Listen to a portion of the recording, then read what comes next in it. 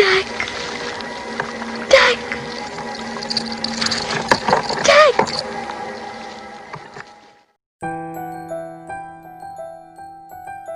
Assalamualaikum warahmatullahi wabarakatuh. Senang sekali kali ini channel Dona yang akan mengajak Anda untuk mengetahui informasi tentang dunia perfilman. Kalau Anda menyaksikan cuplikan atau juga adegan dari film yang sedang berjalan ini, Anda pasti masih ingat dengan film yang dulunya sempat fenomenal di akhir 90-an dan langsung mencuri perhatian dunia karena sejumlah penghargaan yang diraih. Film garapan dari James Cameron ini dibintangi oleh Kate Winslet dan juga Leonardo DiCaprio. Film ini diproduksi dengan dana yang sangat besar dan kabarnya sang sutradara merelakan gajinya dipotong demi lancarnya produksi. Selain itu, ada beberapa fakta cerita di balik layar dari film Titanic ini. Sebelum berlanjut, jangan lupa ya untuk klik subscribe dan juga lonceng notifikasi agar Anda mendapatkan informasi dan video-video inspirasi lainnya dari channel ini.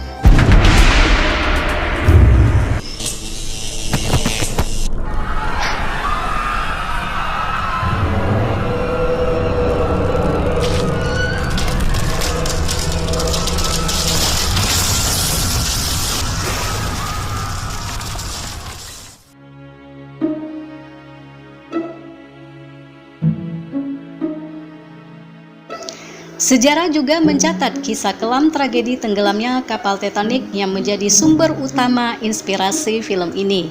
Jumlah korbannya sendiri mencapai lebih dari 1.500 jiwa dan menorehkan cerita mengerikan sepanjang sejarah.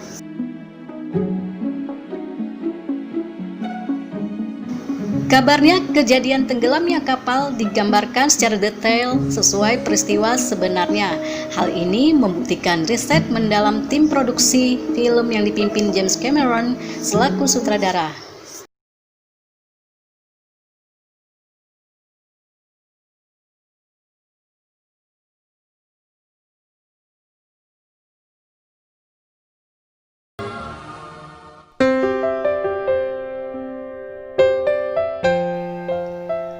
Sebelum proses produksi film ini, kru telah membuat rancangan di dalam studio.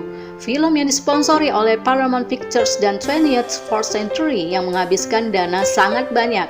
Semua benda mulai dari kapal Titanic dibuat semirip dan sedetail mungkin sampai dengan perabotnya.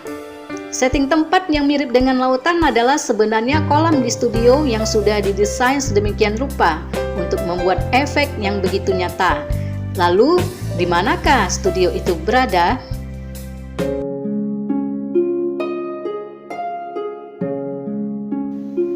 Dari informasi yang saya dapatkan, film ini dibuat di studio yang bernama Baja. Studio tersebut seluas 45 hektar terletak di California, Meksiko, Amerika Serikat. Studio Baja dibangun untuk film epic Titanic besutan sutradara James Cameron ini. Tempat ini menghadap Samudra Pasifik. Studio Baja merupakan studio yang memiliki tangki air terbesar di dunia dan sangat cocok untuk membuat film yang menggunakan setting perairan. Ada banyak fasilitas yang sudah tersedia untuk memenuhi hampir semua kebutuhan syuting, seperti kantor, toko, pemandangan, ruang ganti, atau wardrobe. Semua bahan-bahan yang digunakan dalam membuat film ini sangat detail dan hampir semuanya asli. Meskipun pada akhirnya barang-barang yang telah digunakan dijual menjadi besi biasa, maka tidaklah heran jika film ini telah menghabiskan dana yang begitu spektakuler. Tetapi meskipun begitu faktanya, tidak semua adegan dalam film ini dilakukan oleh para pemain. Ada beberapa menggunakan mesin hidrolik yang disambungkan langsung ke badan kapal yang sengaja dibuat di pantai Baja tersebut. Dengan menggunakan bantuan mesin hidrolik tersebut, maka efek kapal terbelah menjadi dua dan hancur berantakan, serta membuat efek miring. Jadi, begitulah gambaran bagaimana film ini dibuat, yang ternyata tidak menggunakan tempat yang sebenarnya. Kolam yang digunakan secara replika lautan Atlantik ternyata dalamnya hanya 0,9 meter. Suhu air yang digunakan pun tidak sedingin seperti yang berada di lautan Atlantik. Jadi, Hampir semua proses produksi dalam film ini termasuk bisa dikatakan sangat sulit. Harus berhati-hati karena ada beberapa adegan yang hanya bisa dilakukan sekali saja. Dan gambar. Di film ini ada lebih dari 150 pemain figuran yang masing-masing menggunakan nama yang sesuai dengan para penumpang asli sewaktu kapal ini mengalami bencana. Selain itu, para pemain figuran itu wajib mengikuti kursus yang berlangsung selama 3 jam demi mempelajari gerak-gerik dan kebiasaan orang-orang yang hidup di tahun 1912.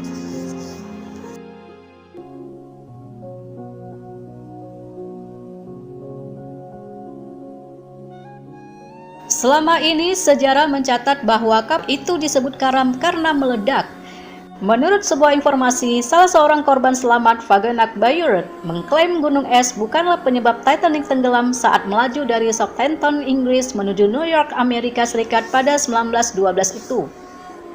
Dalam sebuah wawancara, ilmuwan yang kala itu akan melakukan perjalanan bisnis ke Amerika mengatakan ada api.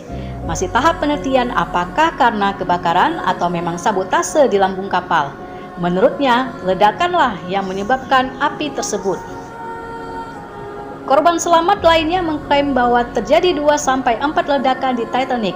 Mayor Arthur G. Pinton, yang merupakan penumpang kelas 1, mengaku mendengar beberapa ledakan dan setelah itu kapal mulai tenggelam. Buat Shannon Melanie tertarik. Jurnalis ini meneliti kebenaran penyebab tenggelamnya Titanic selama lebih dari 30 tahun. Rupanya Melanie menemukan beberapa bukti yang memiliki korelasi dengan keterangan para saksi tersebut. Salah satunya, foto yang diambil sebelum Titanic berangkat.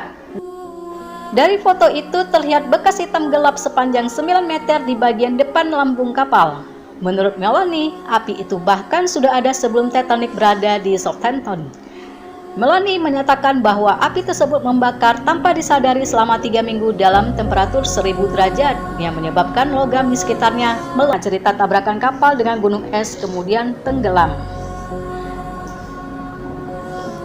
Ada pendapat tambahan bahwa kemungkinan api ini telah diketahui, tapi sepertinya ada seandainya tidak menabrak gunung es pun tetap risikonya sangat besar. Total ada sejumlah 2.224 penumpang dan kru ada di atas kapal Titanic ketika menabrak gunung es di lautan Atlantik Utara. Lebih dari 1.500 tewas, membuatnya sebagai salah satu bencana maritim komersial terbesar dalam sejarah dunia modern. Jika memang demikian, sepertinya film Titanic yang masyhur pada akhir 90-an pun perlu dibuat ulang untuk menambahkan detail-detail yang sempat terlewat oleh semua orang.